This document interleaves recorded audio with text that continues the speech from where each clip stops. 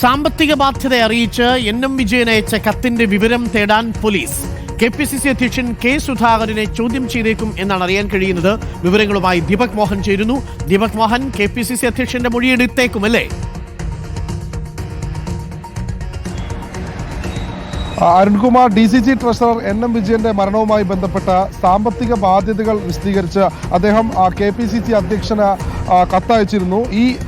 ഈ കത്തിന്മേലാണ്, ഈ വിഷയവുമായി ബന്ധപ്പെട്ടാണ് ഈ KPCC അധ്യക്ഷനെ അന്വേഷണ സംഘം ചോദ്യം ചെയ്തേക്കുമെന്നുള്ള വിവരം നമുക്ക് ലഭിച്ചിട്ടുള്ളത്. കത്തിന്റെ വിവരങ്ങൾ സംബന്ധിച്ച് ഈ KPCC അധ്യക്ഷനിൽ നിന്ന് അന്വേഷണ സംഘം ആരായും. നിലവിൽ ഈ കേസ് അന്വേഷിക്കുന്നത് സുൽത്താൻ ബത്തേരി DYSP അബ്ദുൾ ഷെരീഫിന്റെ നേതൃത്വത്തിലുള്ള അന്വേഷണ സംഘമാണ്.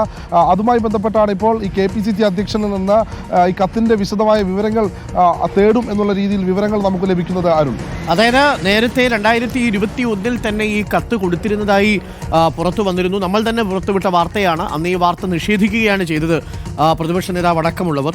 ഇതിൽ ഏറ്റവും പ്രധാനപ്പെട്ട കാര്യം KPCC പ്രസിഡന്റ് തന്നെ പറഞ്ഞത് ഈ വിഷയം തങ്ങൾക്കറിയാമായിരുന്നു, അത് ചർച്ച ചെയ്തു, മുതിർന്ന നേതാക്കൾക്ക് വാണിംഗ് കൊടുത്തിരുന്നു, തൂങ്ങിയാൽ എല്ലാവരും തൂങ്ങുമേ എന്ന് എല്ലാവർക്കും മുന്നറിയിപ്പ് നൽകിയിരുന്നു എന്നൊക്കെ പറഞ്ഞത്. ആ അർത്ഥത്തിൽ KPCC അധ്യക്ഷന് ഇനി പോലീസിന്റെ മുന്നിൽ പറയേണ്ടി വരും എന്താണ് യഥാർത്ഥത്തിൽ സംഭവിച്ചത് എന്നുള്ളത്, അല്ലേ? അരുൺകുമാർ, അതായത് ഈ എൻ വിജയന്റെ മരണത്തിന് തൊട്ടു പിന്നാലെ തന്നെ ആത്മഹത്യാക്കുറിപ്പ് പുറത്തു വന്നിരുന്നു.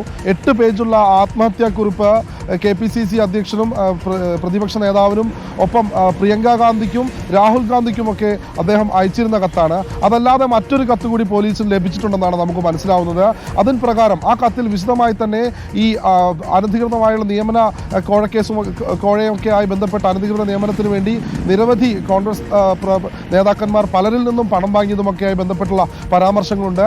ഈ സാമ്പത്തിക ബാധ്യത എൻ വിജയൻ എങ്ങനെ വന്നു എന്നുള്ളതിനെ പറ്റിയും അതിൽ വിശദമായി പറയുന്നുണ്ട്. അതിൽ സംബന്ധിച്ചാണ് ഇപ്പോൾ വിശദമായ ഈ കത്തിലെ വിശദ വിവരങ്ങളുമായി ബന്ധപ്പെട്ട് കൂടുതൽ കാര്യങ്ങൾ KPCC അധ്യക്ഷനിൽ നിന്ന് അന്വേഷണ സംഘം തേടിയേക്കും എന്നുള്ള രീതിയിൽ ഇപ്പോൾ വിവരങ്ങൾ പുറത്തു വരുന്നത്. ഈ 2 ദിവസങ്ങളിലായി, അതായത് കഴിഞ്ഞ ഇന്നും ഇന്നലെയും ഒക്കെയായി ചോദ്യം ചെയ്യൽ നടന്നുകൊണ്ടിരിക്കുകയാണ്. 2ഉം 3ഉം പ്രതികളായ DCC അധ്യക്ഷൻ ND അപ്പച്ചനൊപ്പം കോൺഗ്രസിന് മുൻ നേതാവ് KK ഗോപിനാഥൻ എന്നിവരെ ഇന്നലെ ഹാജരായിരുന്നു. ഇവരുടെ ചോദ്യം ചെയ്യൽ ഇന്നലെ നടന്നിരുന്നു. ഇന്നും ചോദ്യം ചെയ്യൽ നടക്കും. ഒന്നാം പ്രതി IC ബാലകൃഷ്ണന് ഈ വരുന്ന 23, 24, 25 ഈ 3 ദിവസങ്ങളിൽ ഏതെങ്കിലും ഒരു ദിവസം ഹാജരാകാനാണ് പറഞ്ഞത്. ആത്മഹത്യാക്കുറിപ്പുമായി ബന്ധപ്പെട്ട് നേരിട്ട് KPCC അധ്യക്ഷൻ ഇതിനകത്തൊരു പങ്കുമില്ല. KPCC അധ്യക്ഷനെ DCC ട്രഷറായിരുന്ന എൻ വിജയൻ കത്ത് അയച്ച് അറിയിക്കുകയായിരുന്നു ഇങ്ങനെ ചില ബുദ്ധിമുട്ടുകളുണ്ട്.